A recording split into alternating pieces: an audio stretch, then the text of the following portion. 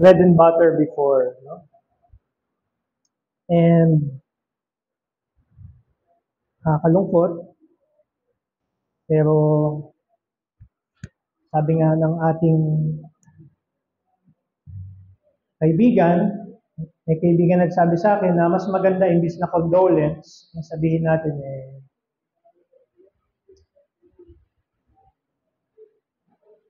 actually, ang hirap, no? Pagka namatayan yung isang tao, ang hirap i-comfort. Parang kailangan mo na lang talagang kamayan. Buksan po natin yung Bible natin sa Mark chapter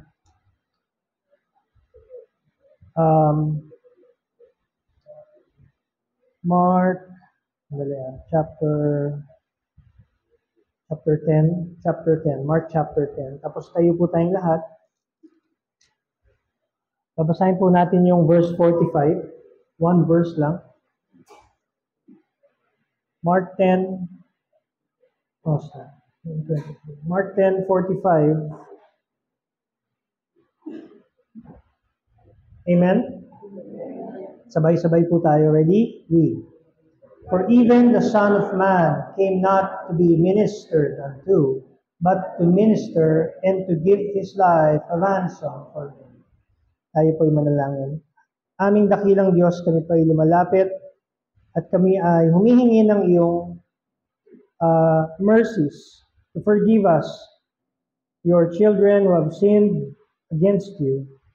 And this morning we ask for your blessing. We ask that you will open our eyes to learn from your word. We pray for comfort for Pastor Renato and his family. And we thank you, Lord, for the salvation that you have granted your child, Sister Glo, as she graces your presence in glory. We pray for our pastor, who is now being a blessing and challenging the brethren. We pray for all the preachers who are preaching the word of God this morning, that you will bless and give power to the message. We pray for the members in attendance today, that you will bless them in their life as they honor you this morning with their attention. In Jesus' name, amen. Yun pong ireregalo natin kay Pastor. Sige, mamaya na lang kasi naka-record pala. baka makita. Okay. The title of my message is Christ's Purpose. Christ's purpose and our response to His Lordship.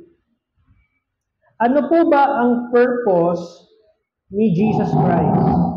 At ano yung ating response bilang Kanyang mga anak sa Kanya? No? Yung binasa po natin na verse dito sa Mark chapter 10, sabi po dito, for even the Son of Man came not to be ministered unto. Yung iba po sa atin, gustong-gusto po natin na tayo ay pinaglilingkuran. Amen? Yung iba sa atin, ayaw. Yung iba sa atin, gusto. Pag pumunta ka ng restaurant, nakain ka, o order ka, anong tawag dun sa nagdadala ng pagkain sa'yo? Waiter or waitress. Ang root word noon ay wait. Ang ibig sabihin po ng wait is to serve. No? Waiting upon someone, it means that you are serving them. Now, dito po, sa binasa natin, ang ating Panginoon ay nagmistulang isang lingkod. Bakit kaya na yung King of Kings and Lord of Lords, pinili niya yung role ng isang lingkod? Bakit hindi siya pumunta dito bilang isang presidente o isang king? Why did he assume the role of a servant? Ngayon,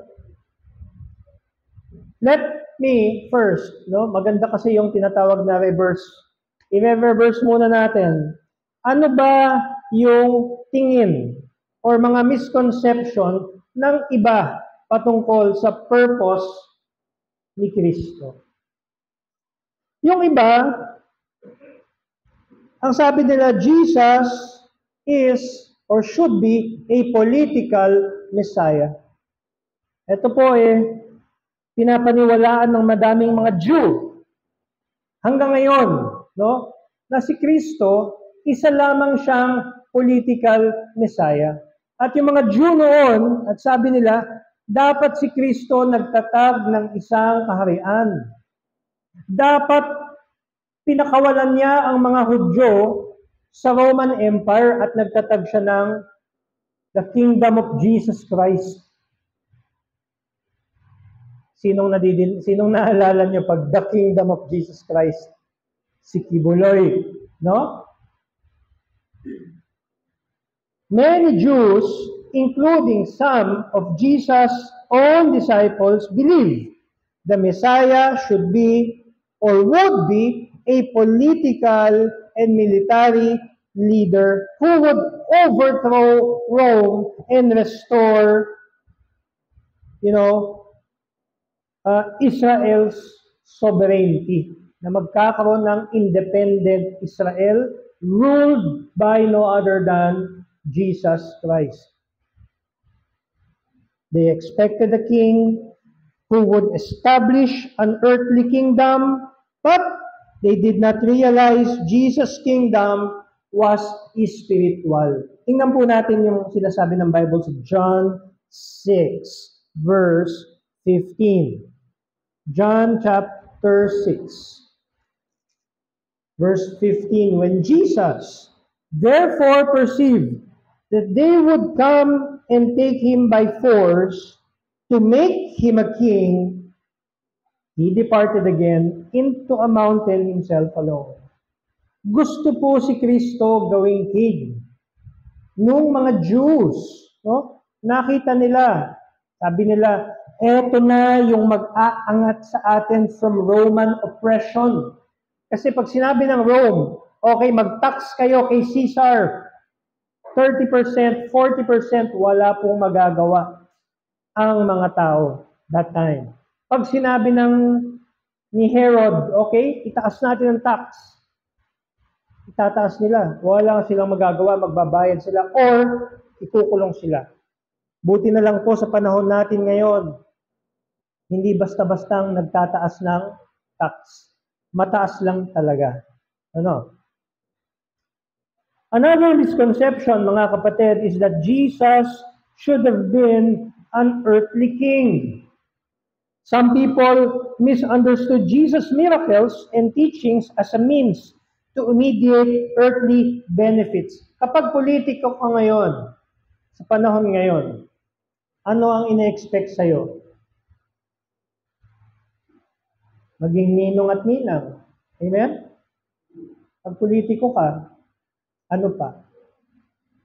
Mamigay ng ayuda. No? Magkano ba sweldo ng politiko? Maliit lang.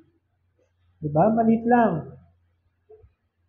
Pero meron silang budget na galing sa gobyerno para sa kanilang mga constituents. Jesus Christ is not a politician, but madami siyang ginagawang mabubuting gawa. Ang mga politiko ngayon, hindi mo malaman. Ang mga tao ngayon, hindi mo malaman. Bakit kaya ang bait-bait nila? Baka sa susunod na eleksyon, huwag niyo akong kakalimutan. Ganyan, di ba? Kasi nakatulong, nagbigay ng bigas pala, may balak na tumakbo. Ang Panginoon po natin, wala po siyang balak kumandidato. Ang ginagawa niya ay ipinamamalas niya sa pamamagitan ng kanyang mga miracles at sa kanyang mga teachings kung sino siya. Hello? Amen? Doon po nakita, sino ba ang kayang magpagaling? Diyos lang. Sino ba ang kayang magpatawad? Diyos lang. Kaya nga pagkakausap mo ay isang iglesia ni Kristo na hindi naniniwala na si Kristo ay Diyos. Kahit anong buksan mong pahina sa Gospels, it is clearly seen that Jesus Christ is God because He can perform things that only God can do. Despite that, ang tingin ng mga tao kay Kristo ay isa lamang hari. Tingin ng mga Hudyo, ayan, King Jesus. But they failed to grasp the real purpose of Christ. Ano yung purpose ni Christ? To save you and me. What if Jesus Christ became the king ng mga Jews? O di tapos na, wala na, hindi na umabot yung gospel sa atin. Tapos na. Hindi na umabot sa Gentiles. Wala na mga missionary journey si Paul. Wala na. Tigil na ron. Another misconception is that Jesus is a strict legalist. The Pharisees and religious leaders often viewed Jesus as a threat to their authority and yung kanilang mga tradisyon. They expected the Messiah to strictly adhere to and enforce their interpretations of the law. Kaya, nung ang Panginoon ay binabasag yung kanilang mga tradisyon at yung kanilang interpretation, hindi po sila nag-a-agree. Ang gusto po nila patayin si Kristo. No? Sabi ni Christ, ang sabi niya, I came not to destroy the law, but to fulfill it.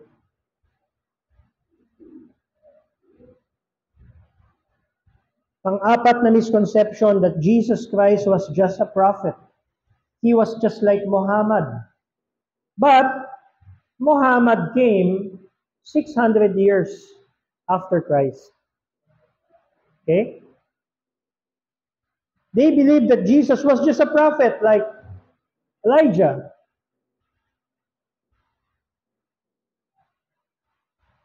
But can't a prophet, or was there a prophet na nag-forgive ng kasalanan? Wala.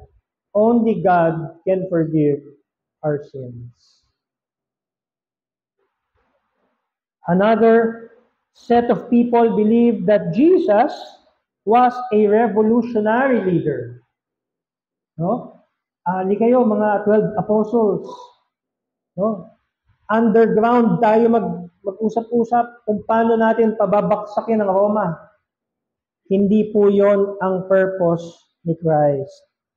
Judas Iscariot, who betrayed Jesus, might have misunderstood or rejected Jesus' spiritual mission, possibly expecting him to lead a revolution against Roman authorities.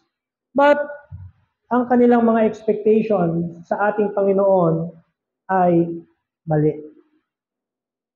Mga kapatid, kayo, ilan tayo dito ngayon? Siguro nasa 80 tayo o 60 tayo ngayon. Iba tayo ng mga expectation sa ating Savior. Amen?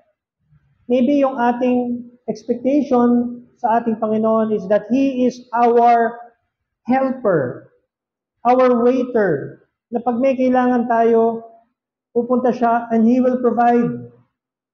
Maybe some of us, ang expectation natin sa Kanya, He's our Savior.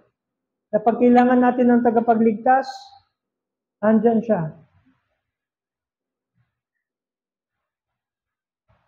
But in the New Testament, there are valid purposes that were recognized, and I'm going to share them with you this morning. Ano po ba yung mga purposes ni Christ? Kanina yung mga misconceptions, ngayon naman yung mga actual and yung mga totoong purpose ng ating Panginoon. Number one, according to the prophets, Jesus was seen as the fulfillment of the Old Testament prophecies concerning a coming Savior and King. Sabi sa Isaiah chapter 9, anong verse ngayon? Sa verse 6, sabi doon, for unto us a child is born. Sinabi nila, unto us a child is born. Sa chapter 9 ng Isaiah. Isaiah is an Old Testament book written several hundred years before the birth of Christ. Pero, sinabi na sa book of Isaiah, a child is born. Hindi sinabing, a child will be born. Sabi dito, a child is born. Okay? Ayan o, written about 700 BC, book of Isaiah. Isipin mo, 7 centuries before Christ, it was prophesied that a child will be born and the government shall be upon his shoulder, and his name shall be called Wonderful, Counselor, Mighty God, Everlasting Father, the Prince of Peace. Yan po ang sabi ng mga propeta. There will be a coming Savior. That is the purpose of Christ, is to be our Savior. Pangalawa, according to John the Baptist, he identified Jesus as the Lamb of God who takes away the sin of the world. Kaya, kaninang umaga sa ating Sunday school about repentance and faith, yan pong dalawang yan ay parang mag-asawa, ang repentance sa faith. Hindi mo yan pwedeng paghiwalayan. You cannot be saved without repentance. Because repentance proves that you are saved. Kapag wala pong pagbabago sa iyong buhay, it might not be enough para masabing ligtas ka. Because lahat po ng pinag-aralan ko sa New Testament, mga encounters with Jesus Christ, no? The maniac of Gadara in Mark chapter 5. Before he was cutting himself, before he was shouting, mga tao, annoyance siya. But when he met Jesus Christ, he became clothed. He was sitting, hindi siya palaboy-laboy, and he was in his right mind. Sabi ni John the Baptist, according to John the Baptist, he identifies Christ as the Lamb of God. Nung nakita niya, nung naglalakad si John, no? Tapos si Christ paparating para magpabaptize sa kanya, sabi niya, behold, the Lamb of God that taketh away the sin of the world. Sabi niya, wait, sabi niya, wait, hindi ka dapat magpabaptize sa akin, ako magpapabaptize sa iyo. Sabi ni Christ, saglit, gawin muna natin to fulfill all righteousness. Kasi ito ang utos ng Ama. Jesus was constantly referring to His Father. Kaya tayo, mga kapatid, dahil ligtas tayo naman po, we will refer kay Christ.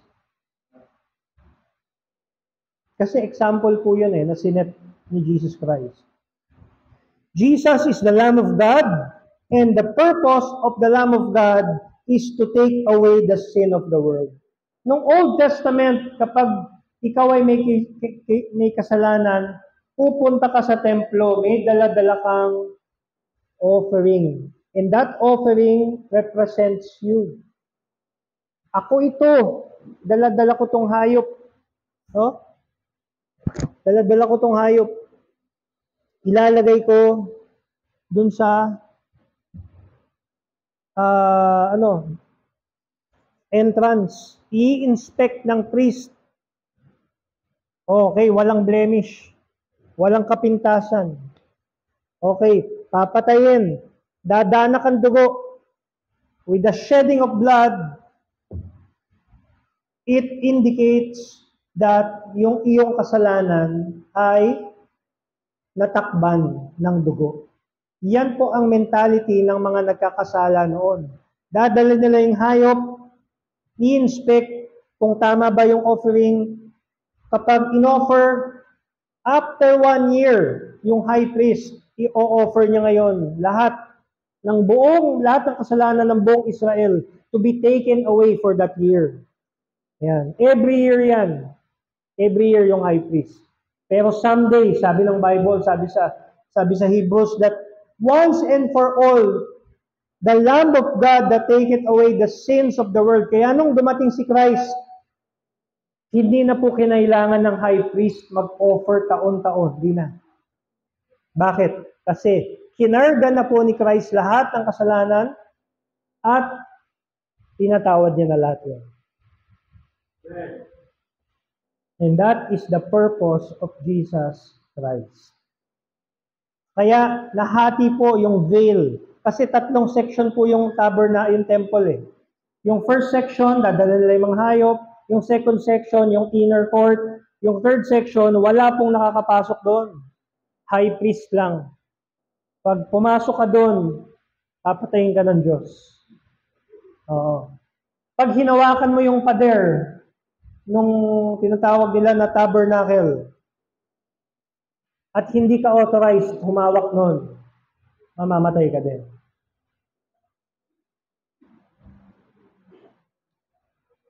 That's why it is important that we abide by the prescribed way of worship na sinabi ng Diyos. Pag sinabi ng Diyos, magdala ka ng tupa, magdala ka ng tupa. Pag sinabi ng Diyos, magdala ka ng dove, magdala ka ng dove.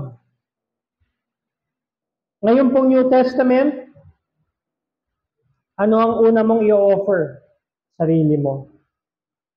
According to Romans chapter 12 verse 1, we are going to offer first ourselves. A living sacrifice.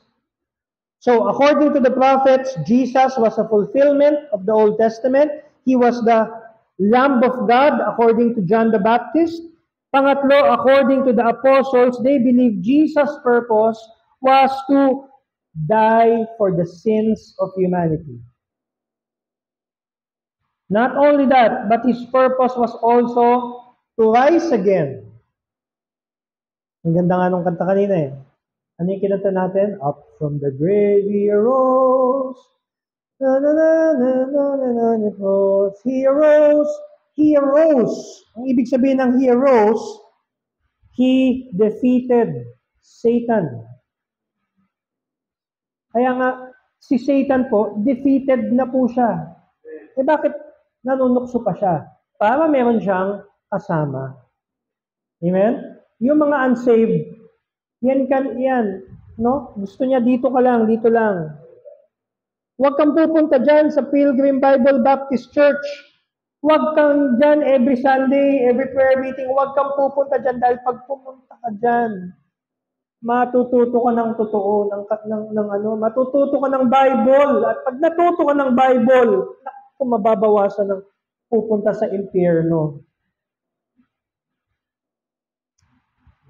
Pag nandito ka na sa Pilgrim Bible Baptist Church, sasabihin po namin yung nasa Bible lang. Hindi po kami magdadagdag. Pero, dito po, ine-encourage po natin na tayo, bilang mga Kristiyano, i-question natin yung tinuturo sa atin. Yung tinuturo ko sa inyo, questionin nyo. Nasa Bible ba yan? Pag wala, huwag nyong paniwalaan.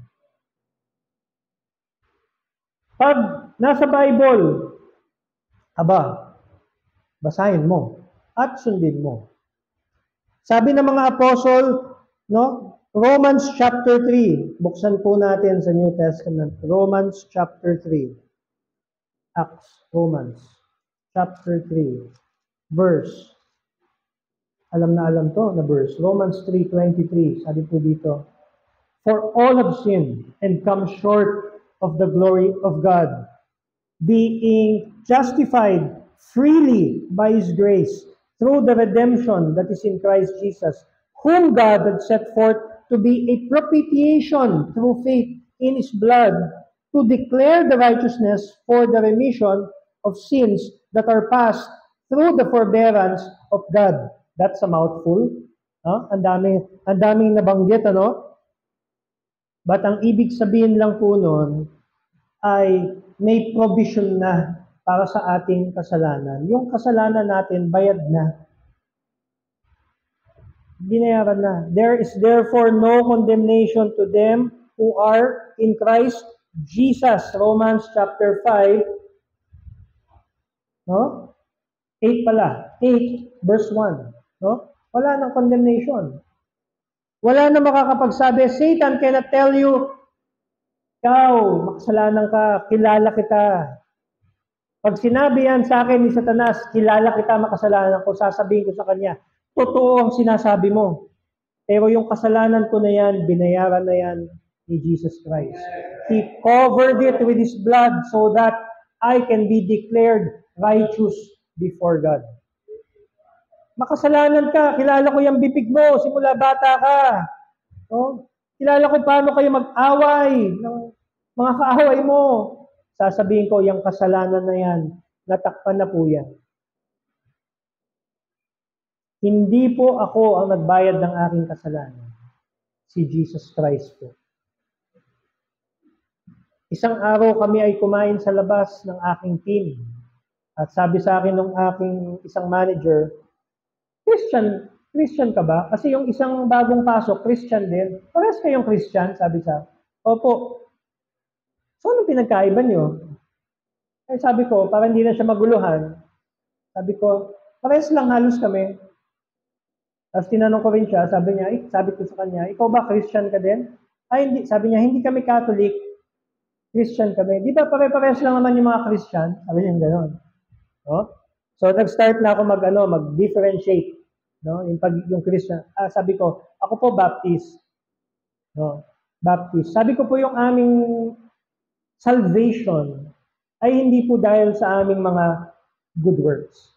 Hindi po namin mine-maintain yung mga good works namin para kami ay masave. Kasi sa iba pong Christian, kasi yung mga ibang Christian, kailangan mo maging mabait, yun yung keyword kailangan mo magsimba, kailangan mo i-maintain. Sa atin po na Baptist, you do not maintain your righteousness. Libre po, sabi po dito, no, being justified, no, binasa natin, freely by His grace. Ang iyong righteousness ay inilagay sa iyo ng Diyos. Binalutan ka ng Diyos ng dugo ni Kristo. You are now declared righteous before God. Paano na yung mga kasalanan na nagagawa natin, Brad? Paano na yun? No? 1 John 1:9 says, if we confess our sins to God, He is faithful and just to forgive us our sins and to cleanse us from all unrighteousness.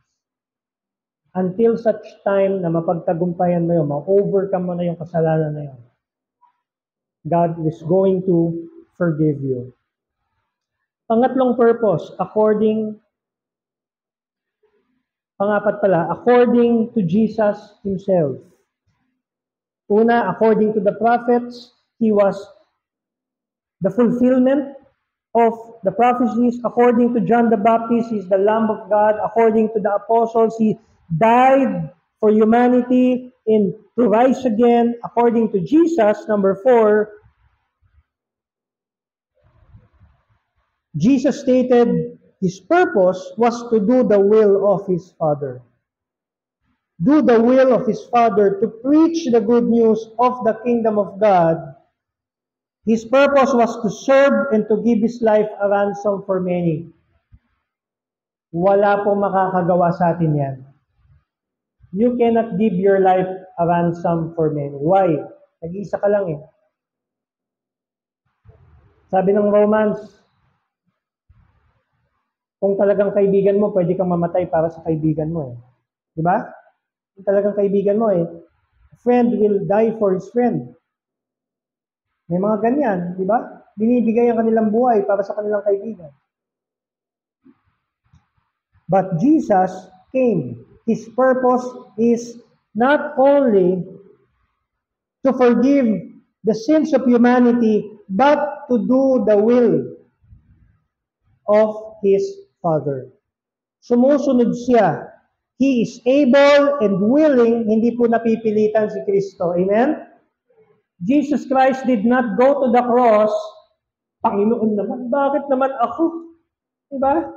Ang bigat-bigat ng kasalanan ng buong mundo. Bakit ako? No, He was not complaining, much like us na nagko-complain. Bakit ako? Sa lahat ng pwedeng mabaha, bakit ako? Diba? Sa lahat ng pwedeng yung sasakyan malubog, bakit ako? Sa lahat ng pwedeng yung business magsara, bakit ako? Jesus Christ was asking, He was not asking, no? Bakit ako? Jesus, according to Himself, His purpose is to preach the good news of the kingdom of God. To serve, gaya nga nung binasa natin sa Mark chapter 10, verse 45, no? He came not to be ministered unto, but to be a servant to men.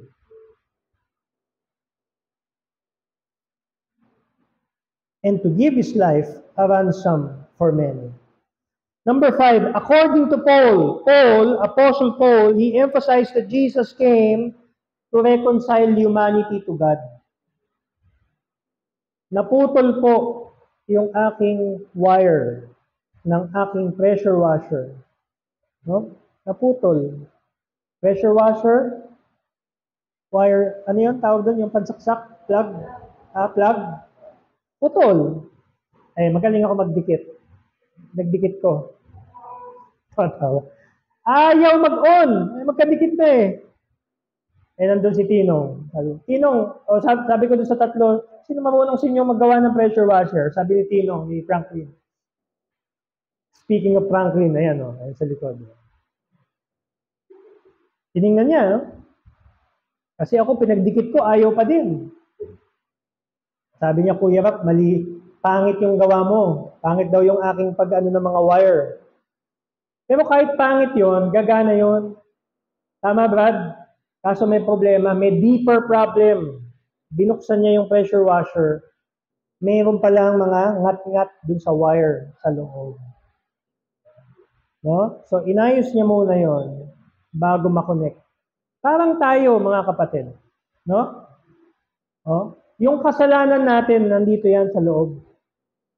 Kailangan yung Panginoong Jesus, ayusin niya muna yon. Kahit anong connect mo, kahit anong pagdugtong mo, kung hindi Panginoon ang magdudugtong, hindi po yan ko-connect. No?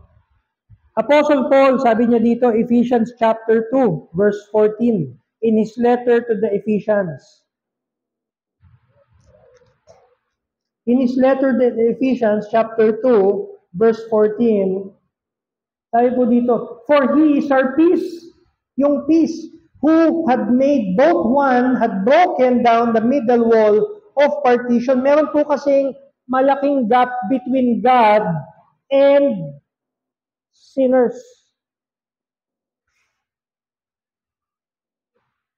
In verse 16, sabi po dito, and that He might reconcile both unto God in one body by the cross, having slain the enmity thereby.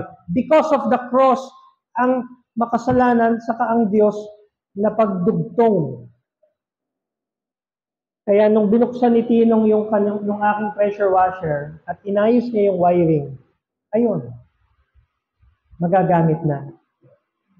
Kaya yung buhay natin, pag save na, pwede nang gamitin. Amen? Kapag hindi pa save, kapag hindi ka paligtas, mahirap kang gamitin ng Diyos. Pero pag ligtas ka na, nakakonect ka na sa power source, nakakonect ka na sa Diyos, gagamitin ka ng Diyos. Now, we have learned yung mga misconceptions about the purpose of Christ. We have learned ano ba ang purpose ni Kristo? He is the Lamb of God.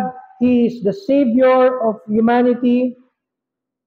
Punta na tayo dun sa tanong. What is your response to the purpose of Christ.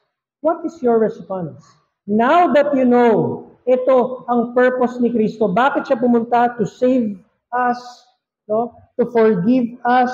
What is gonna be your response? According to the New Testament, meron dapat response ang mga believer. Number 1 is to love Him. Sabi sa Psalms, hindi ko na matandaan kung ano yung verse. What shall I render unto God for all His benefits toward me? Love Him. Believers are commanded to love Jesus. Pag mahal mo ang isang tao, ano ang ginagawa mo? Nagluto siya ng matabang na tinola. Amen? Sasabihin mo, wow, ang sarap. Ito ang pinakamasarap na tinolang natikman ko. Amen? Kasi mahal mo. Naalala ko, nagluto ng sunog na manok. Yung tatay, kain ng kain. Sarap. Sarap na sarap talaga siya. Kikita nung anak. Yung anak, sa labong yung kilay. Sabi niya, bakit si tatay kaya? Kain ng kain, kahit sunog. No? Yung nanay kasi, naglalaba, nagluluto, pinagsasabay. Ganyan ang mga nanay eh. No? Nung matapos silang kumain, nung naghuhugas na yung tatay, lumapit yung anak, ay, paborito mo ba talaga yung sunog na manok? Yung nanay nandun naglalaba, sabi niya, anak, si mami mo, maghapon yan pagod. No? Yung makita, tapos magko-complain pa ako pagdating ko, dun sa kanyang niluto na sunog. Ano na mafe-feel ng nanay mo? Ganun ba tayo? Yun yung tinatawag na totoong pagmamahal. Hindi niya paborito yun, pero kinain niya pa din. No? Pero yung asawa ko, magaling magluto yan ng tinola, hindi matabang. Okay? Testigo si dyan, si Tan, si Tinong, saka si Emo. Okay? Pangalawa, love Him. Pangalawa, believe in Him. Because if you will not believe in Jesus, what will happen? Hindi ka pwede masave. Because it is a requirement for you to be saved. You have to have faith. And the object of your faith should be Christ. Believe in Him. Yan po yung ating purpose, no? Towards Christ. Number 3, follow Him. Bakit mo pa siya tinawag na Panginoon? Bakit mo pa siya tinawag na Lord Jesus? Ang ibig sabihin po ng Lord, Master. Ibig sabihin nun, ikaw, servant. At sinabi niya, feed my sheep. Pakainin mo ang aking mga tupa. Ikaw, hindi ka nagpapakain ng tupa, hindi ka nagtuturo. Wala kang Bible study. No. Wala kang ini-encourage. Wala kang iniimbitahan. Pero madami kang post ng mga pagkain. No? Mamili ka ng ministry mo. Ang pinakamadaling ministry, yung mag-preach. Amen? Baka mag-amen kayo eh. Madali ba mag-preach? O kasi pag nasa pulpito ka, ikaw ang number 1 target ng kaaway. Oo. Ikaw ang number 1 target. Bakit? Para wala na mag-preach. Amen? Kaya ipag-pray niyo po yung ating mga Bible student. Ilang taon yan? 4 na taon yan eh. Mas mahaba pa. No? Pag putol-putol. 4 na taon. First year, ang tumatarget sa'yo, mga private sa army. Mga private. Pagtugtong mo ng second year, hindi na mga private ang na-target sa'yo. Mga sarhento na, mga medyo sharpshooter na nakaaway. Pagdating mo ng third year, hindi na mga sarhento ang tatarget sa'yo. Sino na? Mga kapitan na. Big time na ang tumatarget sa'yo. Pagdating mo ng fourth year, malapit ka nang gumraduate. No? Mga general na ang tumatarget sa'yo.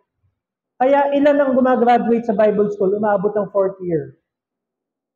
80% wash out. Ilan lang. Si Pastor Bong sa kanyang batch, siya lang ang nagpastor. Ilan sila? 80 yata. Siya lang ang naging pastor. Ipag-pray po natin ang mga nangangaral dito. Dahil hindi po madali, no? Kitang-kita ng mga sharpshooter. Buti na lang, meron akong secret service. No? Nakabantay ng mga anghel. Secret yan. Nakabantay. Para hindi tayo ma-distract ng kaaway. Love Him, believe Him, follow Him, proclaim Him. No? Proclaim Him. Proclaim Him to your office mate. Proclaim Him to your workmate. Even to your enemy. Kilala niyo yung enemy? Yung mga kaaway niyo. No?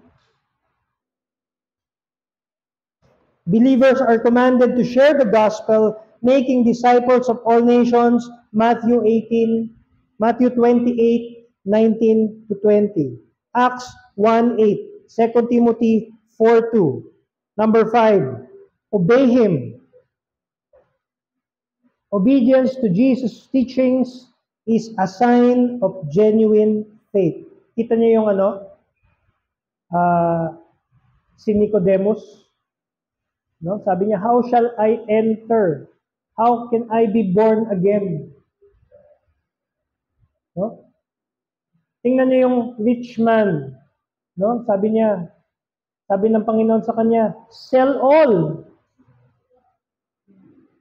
And the rich man turned away.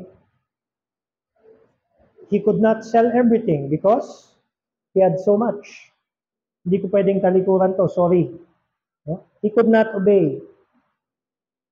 Number 6, worship Him.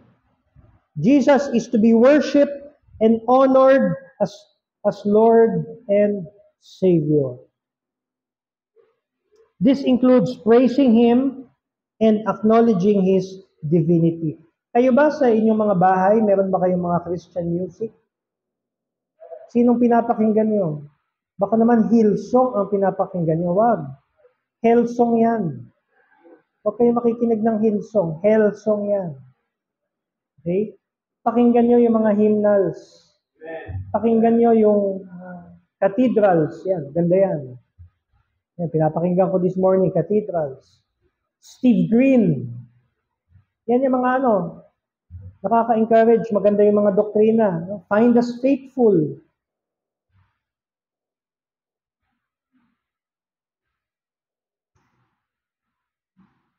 Worship Him, abide in Him.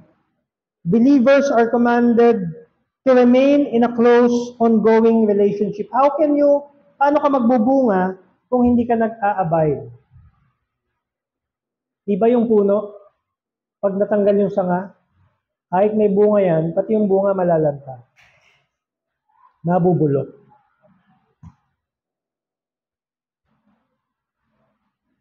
You cannot do anything if you do not abide in Christ. Pag nandito ka sa church, kasama ka ng mga believer, and you are here, you can abide with Christ. Magbubunga ka pag nandito ka. Natututo ka nadidiligan ka ng water of the Word. Pero kung walang dilig niyan, wala ka natututunan, at nakababad ka sa mundo, nagtatrabaho ka, tapos nagre-rest day ka, hindi ka nagsisimba, what's going to happen to your life? You will be like a tree, not planted in the rivers of water. You will be like a tree planted in the middle of the desert, whose leaves are slowly withering. And soon, susunugin na yung puno, magiging abo na lang. But thank God, tayo mga Kristiyano, kilala po natin si Kristo. Alam natin yung kanyang purpose. At now, alam na natin yung 7 purpose natin towards Christ. We are to love Him, we are to believe Him, we are to follow Him, we are to constantly proclaim Him sa ating mga kaibigan, to obey Him, to worship Him in music and singing, and to abide in Him. Sayang, walang special number ngayon, no? Sinong ba-volunteer? Kaya next week na lang. Okay? Tayo po yung manalangin. Tawagan po natin ng si Preacher Jomar para mag-close sa atin ng panalangin. And let's go to the Lord in prayer. Our Father, God in heaven, kami po ay nagpapasalamat. Lahat po ng aming nadinig at salamat po sa inyong ginamit. Upang kami po ay palalahanan ng inyong salita. Panginoon, salamat po sa inyong pong revealed word na ang purpose po ng aming Panginoon sa Kristo ay kami po ay maligtas. Siya po ang tunay na Panginoon, namatay sa krus ng Kalbaryo, ibig at nabuhay muli. At dalangin po namin, Ama, na siya po ay kayo po, the Holy Trinity, that we love you, sundin ko kayo, makalit kayo, at manatili ko sa inyo. Ama, dalangin ko po na kung meron naman po sa aming kalagitnaan na hindi patiyak ang kanyang kahinatnan, ang kanyang kaluluwa kung sakaling kami ay bawayan ng Panginoon. Dalangin ko po na itubig niyo po ng banal na Espiritu. Dalangin ko po na ang mga hindi po pusyod sa kanilang kaligtasan, bigyan niyo po ng kasiguraduhan. And to all of us here, brothers and sisters in Christ, mga kaibigan, tayo po ay hindi po naliligtas sa simbahan, sa bautismo, o ating mabuting gawa. Ang ating kailangan, pananampalataya sa Panginoon Kristo, ang pagbabago ng ating isip sa ating kasalanan, ang magbubuhan ng pagbabago ng ating mga dati sa ating kasalanan. Only Jesus Christ can save us. Kung hindi ka po sure, ask the Lord, Lord, please help me, I don't know. Matagal na po ako nagsisimpa pero hindi ko talaga alam. Wala pa ako siguro naman yung mga ask the Lord in this moment, Lord, I want to believe in you. I believe in the Lord Jesus Christ. Namatay sa krus ng Kalbaryo. Believing in the Lord. The Bible promises us that you will have eternal life. And the Holy Spirit will sit with you. Will give you a down payment na ikaw ay ligtas na. At sa mga kapatid ko na nandito, a lot of times, we're just ignoring what Christ has done in our life. Kapatid, tayo po ay mga nasa uling araw na, and God wants us to proclaim the only hope for this world, the Lord Jesus Christ. We had a lot of shortcomings in our life. Lalo na sa pangaral, pag-share, tungkol sa kaligtasan. Maaari mo bang sabihin sa Panginoon, Lord, please use me sa aking mga katrabaho, sa aking mga friends, sa aking pamilya, na-share ko ang gospel. Sa lahat po ng media na maaari kong umaabot kahit sa aking mga Facebook friends, gamitin niyo po ako bilang malinis ang sakapan kung kung the Lord Jesus Christ. The brothers and sisters in Christ, become the altar and say that to the Lord. And let's have a private moment with the Lord after we pray.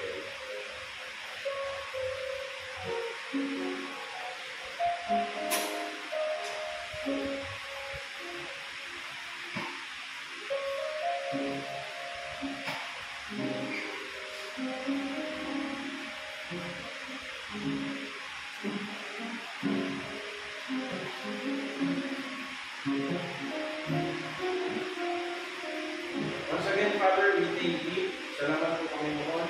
At dalangin po namin sa aming pong local church, dito sa Philippine Bible Baptist Church, na patuloy po kami pagtalangin, gawin po kami liwanag sa lugar ito. Salamat po ng aming mga paroroonan, sa aming po ng part ng aming buhay, ay gawin po ang magiging namin sa inyo, ang liwanag sa mundong puno-puno ng madiliman. At pagtalangin din po ang aming po mga ginagawa sa buhay, sa mga nag-aaral po, bigyan po sila ng kataliman naman, sa mga nagtatrabaho, bigyan po sila ng peace, ng strength, araw-araw, sa mga nagbabiyahe po, ganito po sa mga riders, maawa po lang yung nabela, pinatagyan po sila sa mga business po, patuloy po prosper, sa mga kapatid namin din, na mga nasa ibang bansa, hanggang sa dito sila mga kapatid po na naghahanap ng trabaho at ng kalooban, sila makinig kung bigyan ng patience, to bless you po. At ganun din po, dinadalangin namin si Pastor Renato sa kanyang pangibuksak sa po ng kanyang pamilya. Bigyan po sila ng inyong comfort. At sa lahat po ng kanilang mga gagasusin at mga lalakatin, pagpalain po Panginoon. Ang pong pastor, pinatagbayin po siya sa mga kanyang pamilya, pag-itubay ang kanilang mga kailangan. Sa aming pong Bible School na open this August, sa Daddy Rise, sa lahat ng aming program, bless you po Panginoon. Bless you po ang bawat isa sa amin. And we praise and thank you and we speak grace in the name of Lord Jesus Christ. Amen. Amen. Praise the Lord. Are you blessed this morning? Amen.